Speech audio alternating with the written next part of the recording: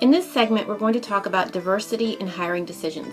Oftentimes when people talk about diversity, they're using diversity and affirmative action interchangeably, but these are two completely different concepts. So let's talk about those for a second.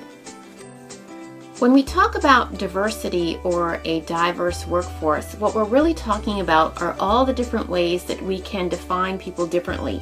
We could define them by race or gender or country of origin or religion, but we could also define them by cultural perspective, sexual orientation, global experience, personality, working styles, creativity, and much, much more.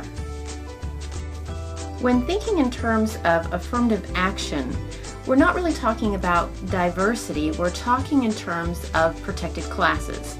These would include age, disability, national origin, pregnancy, race, religion, sex. These are all protected classes under the Equal Employment Opportunity laws.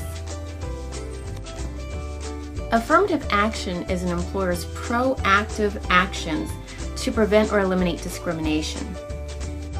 Affirmative action plans are detailed actions and procedures that an employer intends to follow in order to ensure that there's no discrimination in the workplace.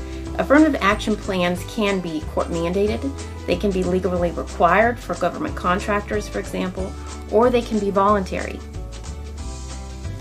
So why would an organization choose to have a voluntary affirmative action program? Well, one reason may be that they've identified a past historical presence of discrimination and they're trying to redress this. Usually this type of program is implemented by an employment law attorney, it's temporary, and it focuses on a specific protected class in order to redress the wrong.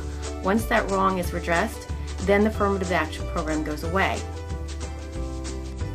Diversity programs can be used as a form of affirmative action. They can also be used to support the organization's strategic direction. For example, diversity programs can be used to expand protected class presence within the organization. It can also be used to create a similarity with the customer base or to create divergent approaches to innovation or problem solving. Diversity in the hiring decision should be considered at the beginning of the process, not at the end. It should not occur as part of the final decision. I'm choosing to hire this person because of their protected class. It should happen at the beginning of the process. If you want a diverse workforce, it's an input process output decision. So at the original stage, when you are sourcing applicants for the hiring process, if your applicant pool is representative of the labor market, then as the applicants flow through the process, at the end statistically the number of individuals hired should represent the labor market.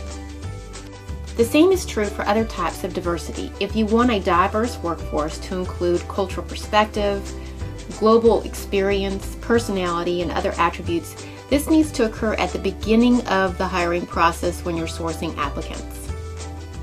For those employers who are under a court-mandated or legally required affirmative action program, it is likely that protected class characteristics will be part of the final hiring decision.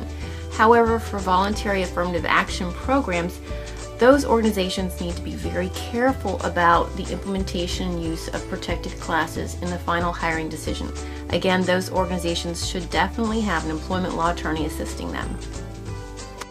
In summary, diversity and affirmative action are two different but interrelated concepts that influence hiring decisions in different ways. As an HR professional, it is important for you to understand the distinction between these two.